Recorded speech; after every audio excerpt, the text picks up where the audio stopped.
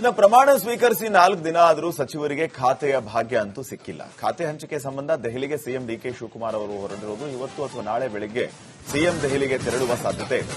ನಮಗೆ ಇಂಥದ್ದೇ ಖಾತೆ ಬೇಕು ಅಂತ ಕೆಲ ಸಚಿವರು ಪಟ್ಟು ಹಿಡಿದಿರೋದು.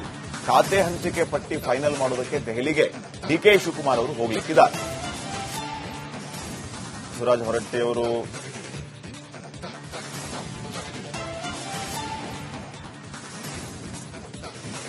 ಹೊರಟ್ಟಿ ರಾಜೀನಾಮೆಗೆ ಸರ್ಕಾರದಿಂದ ಒತ್ತಡ ಇದ್ದ ಬಗ್ಗೆ ಪ್ರತಿಕ್ರಿಯೆ ನೀಡಿಲ್ಲ ಸಿಎಂ ಡಿಕೆ ಶಿವಕುಮಾರ್ ಅವರು. ಬಸವರಾಜ ಹೊರಟ್ಟಿಯವರು ರಾಜೀನಾಮೆಯನ್ನ ಸಲ್ಲಿಸಿದ್ದಾರೆ. ಹಂಗಾಮಿ ಸಭಾಪತಿಯಾಗಿ ಅವರೇ ಮುಂದುವರಿತಾರೆ. 14ನೇ ತಾರೀಕು ಉಪಸಭಾಪತಿ ಆಯ್ಕೆ ಆಗುತ್ತೆ ಅಂತ ಸಿಎಂ ಅವರು ಹೇಳಿದ್ದಾರೆ.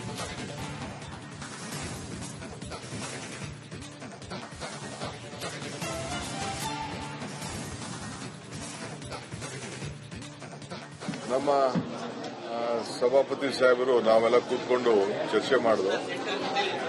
ಅವರಿಗೆ ರಾಜಕೀಯದ ವಾಸ್ತವಾಂಶ ಎಲ್ಲ ಕೂಡ ಅರಿವಿದೆ.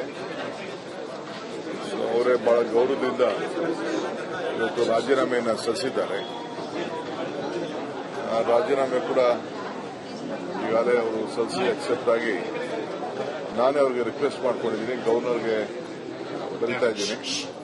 ಸದ್ಯಕ್ಕೆ ಹೊಸೊಬ್ಬರನ್ನ ಆಯ್ಕೆ ಮಾಡೋರಿಗೂ ಕೂಡ ಇಲ್ಲಿ ಡೆಪ್ಟಿ ಚೇರ್ಮನ್ ಇಲ್ಲದೇ ಇರೋದ್ರಿಂದ ಹೊರಟ್ಟಿ ಸಾಹೇಬ್ರನ್ನೇ ಹೊಸ ಚೇರ್ಮನ್ ಆಯ್ಕೆ ಮಾಡೋರಿಗೂ ಅವ್ರನ್ನೇ ಮುಂದುವರಿಬೇಕು ಅಂತೇಳಿ ನಾನು ಅವ್ರಿಗೆ ರಿಕ್ವೆಸ್ಟ್ ಮಾಡಿದ್ದೀನಿ. ಸೊ 14ನೇ ತಾರೀಕು ನಮ್ಮ ಕೌನ್ಸಿಲ್ನ ಚೇರ್ಮನ್ ಎಲೆಕ್ಷನ್ ಇರ್ತದೆ, ಡೆಪ್ಟಿ ಚೇರ್ಮನ್ ಎಲೆಕ್ಷನ್ ಇರ್ತದೆ. ಅವರು ಪ್ರೋಟರ್ಮ್ ಚೇರ್ಮನ್ ಆಗಿ.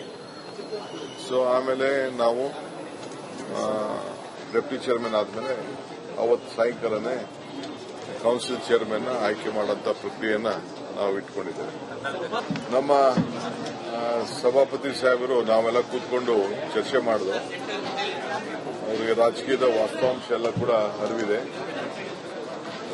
ಅವರೇ ಬಹಳ ಗೌರವದಿಂದ ಇವತ್ತು ರಾಜೀನಾಮೆಯನ್ನು ಸಲ್ಲಿಸಿದ್ದಾರೆ. ಆ ರಾಜೀನಾಮೆ ಕೂಡ ಈಗಾಗಲೇ ಅವರು ಸಲ್ಲಿಸಿ ಅಕ್ಸೆಪ್ಟ್ ಆಗಿ ನಾನೇ ಅವರಿಗೆ ರಿಕ್ವೆಸ್ಟ್ ಮಾಡ್ಕೊಂಡಿದ್ದೀನಿ. ಗವರ್ನರ್ಗೆ ಬರೀತಾ ಇದ್ದೀನಿ.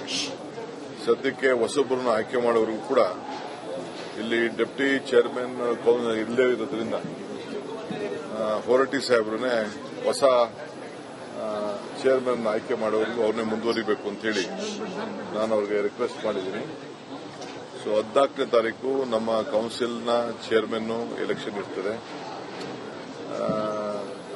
ಡೆಪ್ಟಿ ಚೇರ್ಮನ್ ಎಲೆಕ್ಷನ್ ಇರ್ತದೆ. ಅವರು ಪ್ರೋಟರ್ಮ್ ಚೇರ್ಮನ್ ಆಗಿ. ಸೊ ಆಮೇಲೆ ನಾವು